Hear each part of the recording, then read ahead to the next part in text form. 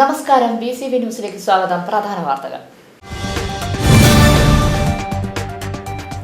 പാതയോരങ്ങളിലെ അനധികൃതമായി സ്ഥാപിച്ചിട്ടുള്ള ഫ്ലക്സ് ബോർഡുകൾ നീക്കം ചെയ്യണമെന്ന ഹൈക്കോടതിയുടെ ഉത്തരവ് പ്രാവർത്തികമാക്കി തദ്ദേശ സ്വയംഭരണ സ്ഥാപനങ്ങൾ.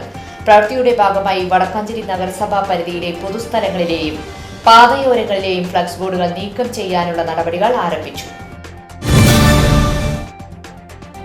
വിവിധ ആവശ്യങ്ങൾ ഉന്നയിച്ച് വൈദ്യുതി മേഖലയിലെ തൊഴിലാളികളും ഓഫീസർമാരും പെൻഷൻകാരും സംയുക്തമായി വടക്കാഞ്ചേരി ഇലക്ട്രിക്കൽ ഡിവിഷൻ ഓഫീസിന് മുന്നിൽ പ്രതിഷേധ ധർണ സംഘടിപ്പിച്ചു. KSEB ഓഫീസേഴ്സ് അസോസിയേഷൻ സംസ്ഥാന സെക്രട്ടറി C. പ്രദീപൻ ധർണ ഉദ്ഘാടനം ചെയ്തു. പാലക്കാട് ജില്ലയിൽ ഏറ്റവുമധികം അപകടങ്ങൾ നടക്കുന്ന പാലക്കാട് കുളപ്പുള്ളി പാതയിൽ സുരക്ഷാ ക്രമീകരണങ്ങൾ പരിമിതം. വാഹനാപകടങ്ങളുടെ 25% നടക്കുന്നത് പാലക്കാട് കുളപ്പുള്ളി പാതയിലാണെന്ന് മോട്ടോർ വാഹന വകുപ്പിന്റെ വിലയിരുത്തൽ.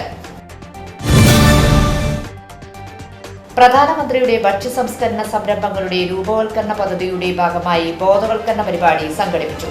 വടക്കാഞ്ചേരി നഗരസഭാ ഹാളിൽ നടന്ന ബോധവൽക്കരണ പരിപാടി നഗരസഭാ ചെയർമാൻ PN സുരേന്ദ്രൻ ഉദ്ഘാടനം ചെയ്തു.